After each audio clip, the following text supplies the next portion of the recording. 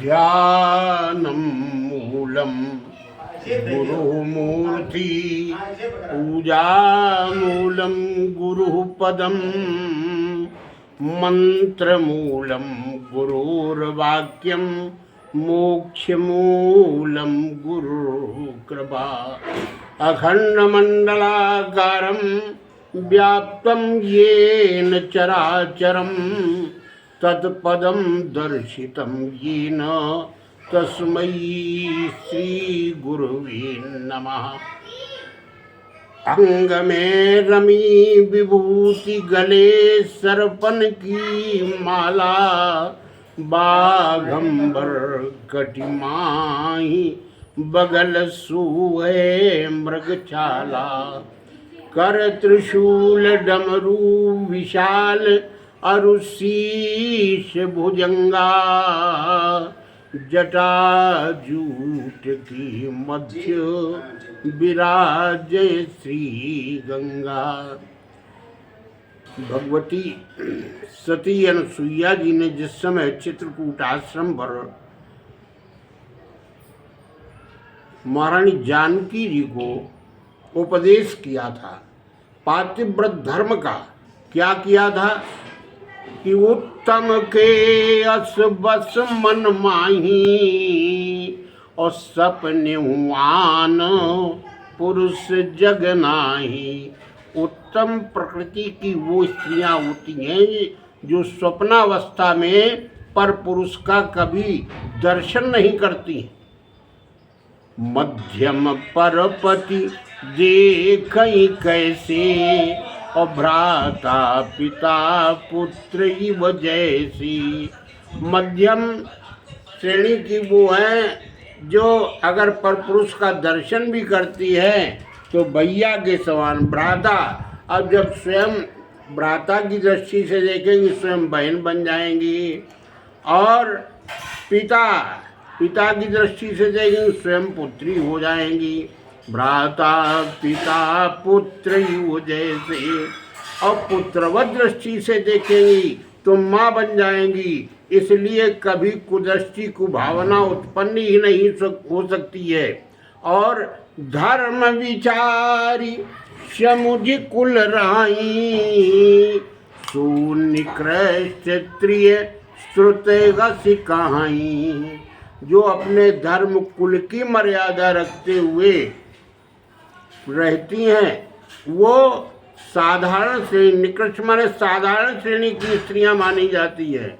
और जो पतिवंचक पर पति रति करई रो रो नरक कल्प सत परई। ऐसी स्त्रियां रो नरक में करोड़ों कल्प तक पड़ी रहती है। एक उदाहरण है कि एक पतिव्रता स्त्री थी, निज भवन में ओखली में धान डाल करके और मूसल से कूट रही थी। सुनो एक पतिव्रता की बात, पतिव्रता सुंदरी भवन में कूट रही थी धान, वहीं सो रहे थे खटिया पर प्रीतम पति भगवान। उसी से बोले कुछ मुस्कात, अरे पानी लाओ प्राण बल्लभे मुझे लगी है प्यास। और पानी लाओ सुना कान से जब ऊपर था हाथ, मूसल फेंक दिया सतिया ने, मूसल टंगा सत्य के साथ। पानी देती हर साथ, सुनो एक पतिव्रता की बात। वही पड़ोस की एक पड़ोसिन जो अपने पति को नित्य उल्टा सीधा अपशब्दों का प्रयोग करती थी और वही बैठी थी। उसने जब ये देखा कमाल तो कहने लगी, बहन ये बताओ तुम कौन सी जादू जानती हो, तुम्हारे पास कौन सा सत्य है तुमने तो हमारे देखते देखते ही मूसल को टांग दिया। तो वो कहने लगी सती स्त्री पतिव्रता कि हम तो अपने निज पति की नित्य सेवा किया करती हैं। शौच क्रिया से जब आ जाते हैं तो उनके लूटा को मानती हूँ, उनके वस्त्रों को रखती है, स्नान करने के लिए जल का पात्र में वर्ण करती हैं, भरती हैं और उनको विधिवत स्नान कराती हैं। स्नान कराने के बाद उनको लिए मन चाहा उनके लिए पाकशाला में भोजन तैयार करती हैं और उनकी इच्छा के अनुसार ही सुबह से शाम तक शयन की बेला तक उनकी सेवा किया करती है। और हम कोई जादू नहीं जानती हैं, इसलिए सुनो एक पतिव्रता की बात। और वो थी उल्टा। अपने घर में जब पहुंची पड़ोसिन, निज घर में जब पहुंची उल्टा, बोली भौवे तान, सोए जाव खटिया के ऊपर, मैं कूटूंगी धान। डरते डरते सोए पति जी, कर मूसल को ध्यान। आज इस घटना में क्या होना है भगवान। अब तो बेचारे उसने खटिया डाल दी और डरते डरते उसके पति देवता जो रोज गाली सुनते थे, डरते डरते सोए। उसने धान कूटना प्रारंभ कर दिया। बोली हम धान कूटने के लिए जा रही हैं और जब हमारा हाथ ऊपर हो तो उसी समय पानी मांग देना।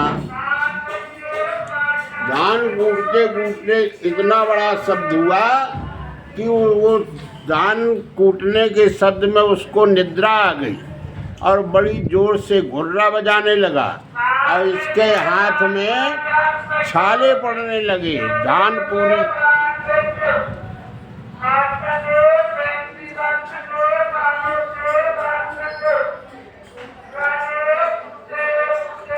और धान पूरी कुट नहीं पाई।